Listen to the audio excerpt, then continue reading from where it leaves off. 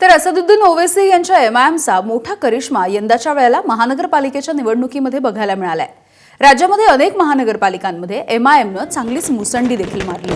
29 पैकी 13 महानगरपालिकांमध्ये एमआयएमचे तब्बल 125 नगरसेवक विजयी झालेत। संभाजीनगरमध्ये सर्वाधिक 33 उमेदवार विजयी झाले, तर मालेगावमध्ये 20 नगरसेवकांनी विजयाला गवसणी घातली आहे। मुंबईमध्ये एमआयएमचे 8 नगरसेवक विजयी झाले। समाजवादी पार्टीला मागे सारत अनेक ठिकाणी एमआयएमची सरशी झाली, तर एमआयएमचे अमरावतीमध्ये 12, ठाण्यामध्ये 5 आणि नागपूरमध्ये 6 नगरसेवक हे विजयी झालेले आहेत।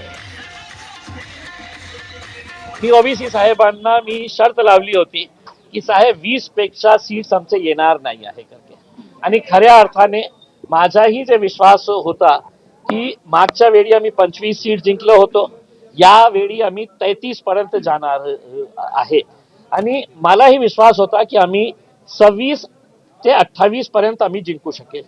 पण 33 सीट जिंकणं म्हणजे मलाही आश्चर्य आहे, आणि याच्यासाठी मी सगळ्या शहरवासियांचा खूप खूप धन्यवाद देतो।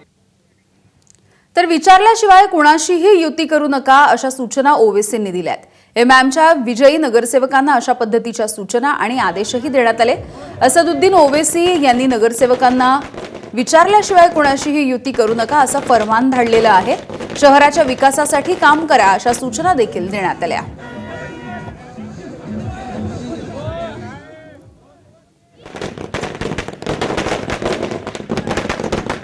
स्ट्रांगली ये बात भी कहना चाहूंगा, जहां जहां एमआईएम के कॉरपोरेटर्स कामयाब हुए हैं वो पॉलिसी मैटर में कोई डिसीजन ना लें जब तक पार्टी का कोई फैसला नहीं होता। जाहिर है आपसे कंसल्ट किया जाएगा, आपसे बात होगी, चाहे वो कोऑप्शन का मेंबर हो, चाहे वो स्टैंडिंग कमेटी बनाने का, जो भी हो, इस मसले में पार्टी आपसे बात करेगी। उसके बाद जो डिसीजन होगा आप उसको जरूर फॉलो करिए।